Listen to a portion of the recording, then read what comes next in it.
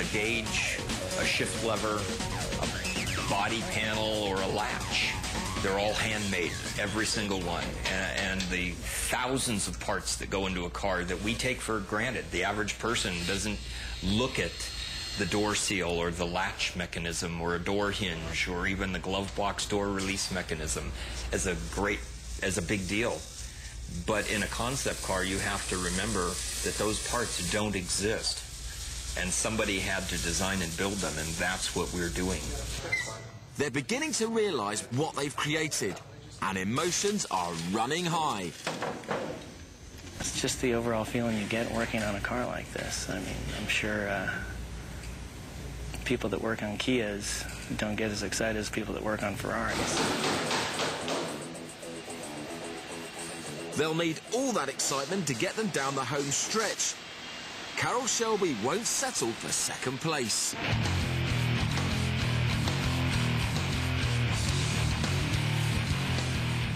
Daisy comes out of the paint booth and is ready for the final assembly. The Detroit Auto Show is still 3 weeks away, but this car has to be ready in 6 days for her secret pre-press tour. And Carroll Shelby's stamp of approval. Monday, we're scheduled to be at Carroll Shelby's shop where both Carroll and Jay Mays will see the vehicle complete for the first time. In the afternoon, then move it over to the soundstage where where the glamour photography will be done on Tuesday. The other two vehicles, the Ford GT and the Mustang, will be rolled in for a full day of shooting on Wednesday. The vehicle will be tuned on Thursday from our counterparts in Dearborn.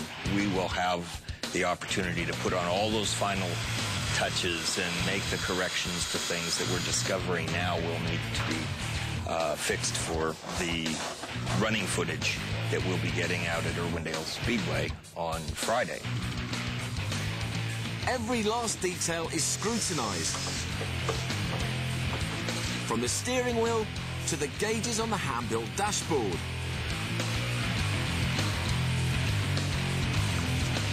Here working on the car on my birthday. Dedication, you know.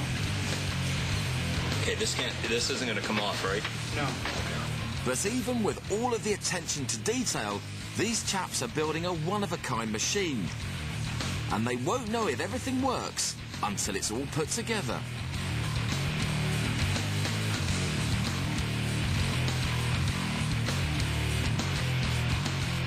That's good.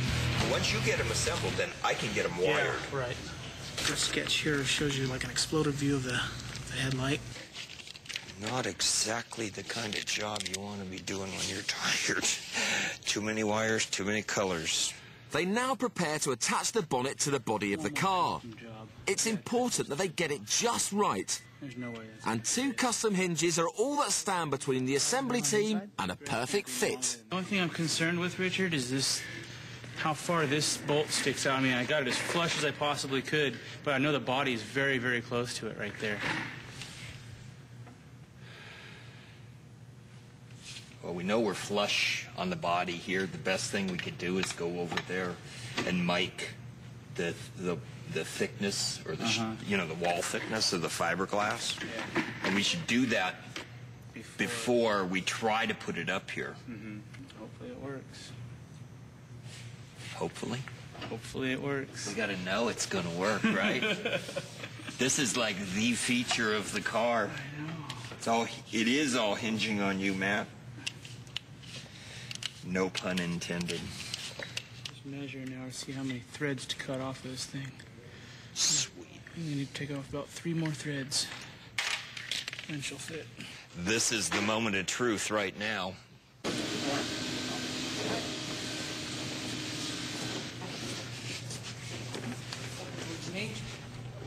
And back slightly. Hold it up. This side's not going. What's not going to go? The bolt on this side. Does it need to go? How far is it off? Yeah, do the same thing that we did to that side over here. Out.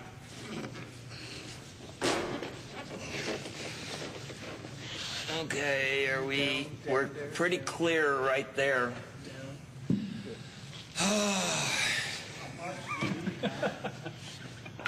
We didn't check that. I didn't need that.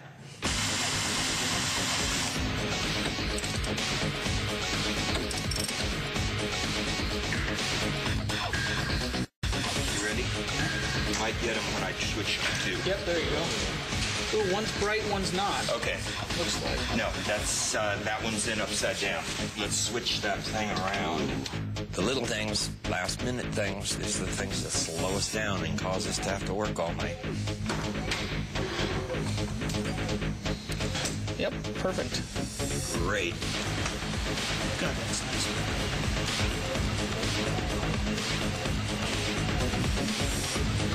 Yes. Ready? Okay. You just, yes.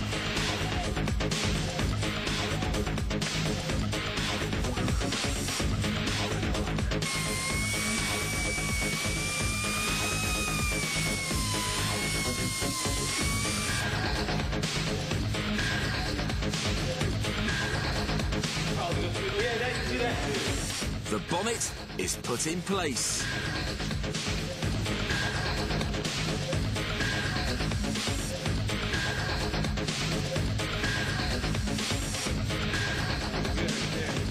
Oh, now you're looking great. Good job. Looks like a car. And the team prepares for the moment of truth. Carroll Shelby is brought in to see the finished car. Oh, great. That is really something. That's a Cobra, huh? Yeah.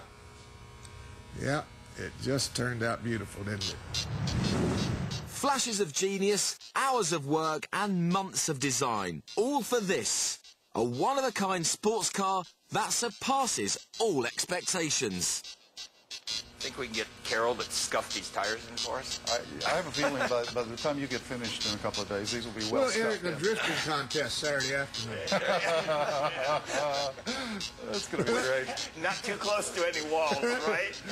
Yeah, drifting contest. I know who's going to win that contest. Daisy passes her first test. She looks great. Now Carroll prepares to take her onto the track, where this machine can really show off its star power.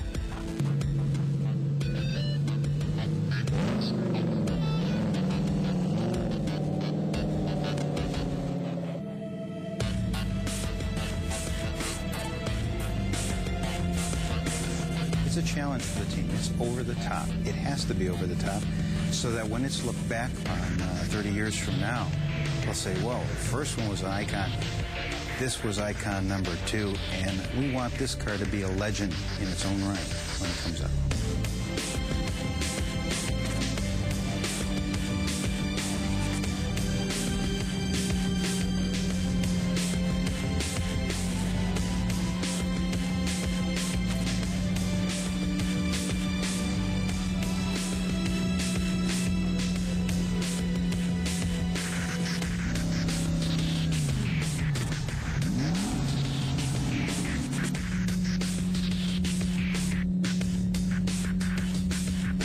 Talk to Carroll off camera, and he says, you know, this is the greatest project I've been involved in.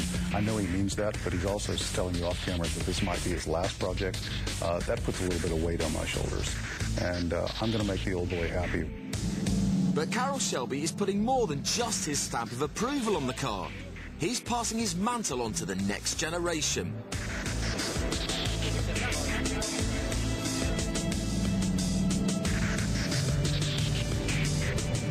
We think it's going to be just a really beautiful moment to see him standing by that car.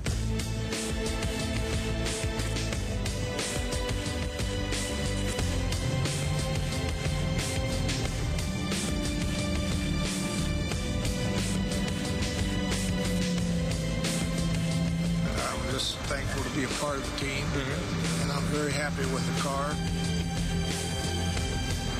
And at 81 years old, how lucky can you get to be a part of something that, continuation of something that happened 40 years ago?